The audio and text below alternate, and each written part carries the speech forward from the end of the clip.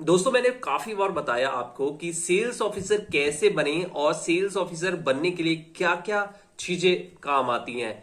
लेकिन क्या आपको पता है कि अगर एक सेल्स ऑफिसर आपको बनना है तो क्या क्या क्वालिटी होनी चाहिए अगर पहली बार आप सेल्स ऑफिसर बनने जा रहे हैं। यदि आप सेल्स रिप्रेजेंटेटिव हैं, पीएसआर हैं, ऑन रोल है, ऑफ रोल है या सेल्स एग्जीक्यूटिव है, तो अगली जो सीढ़ी होती है वो होती है सेल्स ऑफिसर की। लेकिन ये जो सीढ़ी होती है ना, ये किसी को आसानी से मिल नहीं पाती, इतनी ज्यादा आसान नहीं होती। आपने देखा होगा मार्केट में बहुत सारे सेल्स एग्जीक्यूटिव हैं, सीनियर सेल्स एग्जीक्यूटिव या sales representative, senior sales representative. लेकिन 8 से 10 साल हो जाते हैं, 12 साल हो जाते हैं, 15 साल हो जाते हैं, लेकिन वो सेल्स ऑफिसर अपनी जिंदगी में कभी भी नहीं बनते, क्योंकि इसके लिए कुछ एक्स्ट्रा क्वालिटीज होती हैं, स्किल्स होती है जो कि डिमांड होती है इंटरव्यू के दौरान और इंटरव्यू में, तभी आप पहली बार सेल्स ऑफिसर बनते हैं। क्योंकि अगर ये आपने पार कर लिया ना, इस मुकाम को आपने पार कर लिया, तो सेल्स ऑफिसर के बाद एएसएम आरएसएम बनना कोई बहुत बड़ी बात नहीं होती, क्योंकि आपको पता चल चुका होता है सीक्रेट। चलिए मैं बताता हूं क्या वो टॉप क्वालिटीज होती हैं जिससे आप सेल्स रिप्रेजेंटेटिव से आसानी से सेल्स ऑफिसर बन पाएंगे। तो यहां मैं ये नहीं बता रहा हूं आपको क्या करना है, सेल्स ऑफिसर के अंदर क्या क्वालिटी एक इंटरव्यू लेने वाला चाहता है, एचआर चाहता है, कंपनी चाहती है।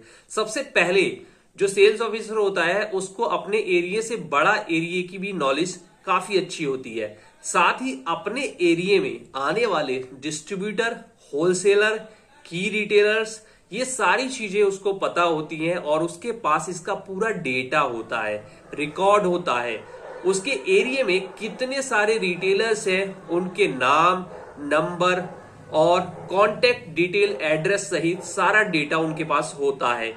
या वो मुंहजबानी बता देते हैं कि कौन सी बीट में टॉप टॉप के जो रिटेलर्स हैं, होलसेलर हैं, उनके नाम क्या है, कितना वो माल खरीदते हैं, उनके मोबाइल फोन में भी वो नंबर सेव होता है। ये बात वो लोग समझ रहे होंगे जो सेल्स ऑफिसर बने हैं या सेल्स ऑफिसर बनने के लिए इंटरव्यू दिया है। इंटरव्यू के दौरान ही कभी कभी आपसे कहा जाता है कि आप उनको फोन मिलाइए मेरे सामने, या आपके पास उनका अगर नंबर सेव है तो आप मुझे दीजिए। वहां पर अगर एक्चुअल में उसने काम किया है तो वो नंबर दे देता है।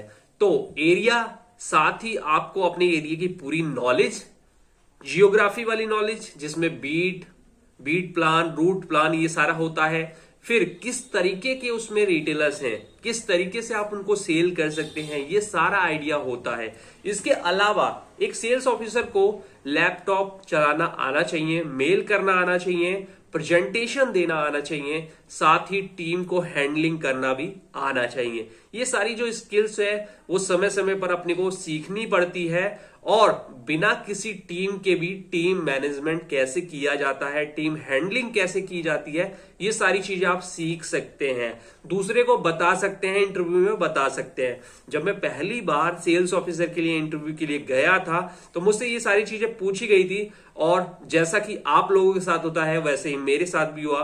मुझे इसकी बिल्कुल भी नॉलेज नहीं थी और मैंने इंटरव्यू में बता दिया कि मैं अभी सेल्स ऑफिसर बना नहीं हूं, इसलिए मुझे इन चीजों की अभी बहुत नॉलेज नहीं है।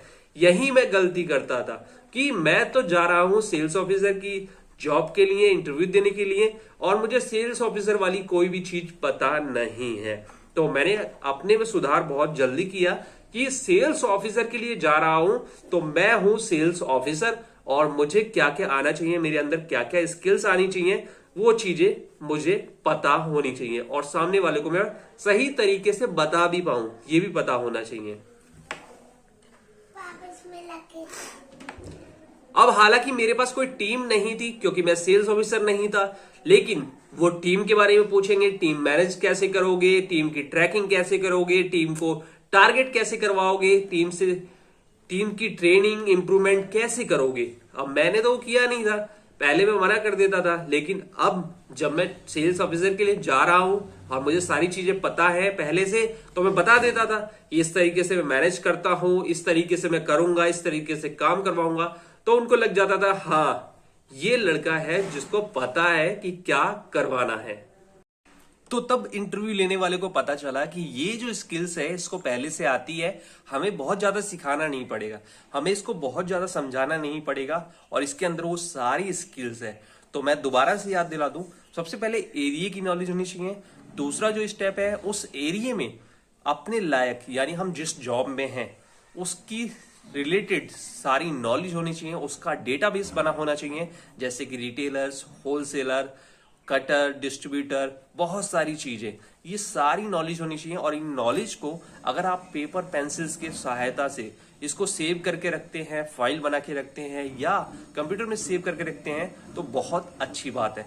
तीसरी जो सबसे इंपॉर्टेंट चीज होती है वो है लैपटॉप चलाना, मेल करना और प्रेजेंटेशन देना, ये सारी टेक्निकल चीजें। चौथी जो चीज होती है टीम मैनेजमेंट, क्योंकि सेल्स ऑफिसर इसीलिए बनाया जा रहा है कि उसको टीम मैनेज करनी है, टीम को लीड करना है, तो उसको आना चाहिए कि किस तरीके से टीम से काम करवाया जाता है, टीम को ट्रेनिंग कैसे देंगे, ये सारी चीजें उसकी कॉन्फिडेंस, उसकी बात करने के तरीके में झलकता है।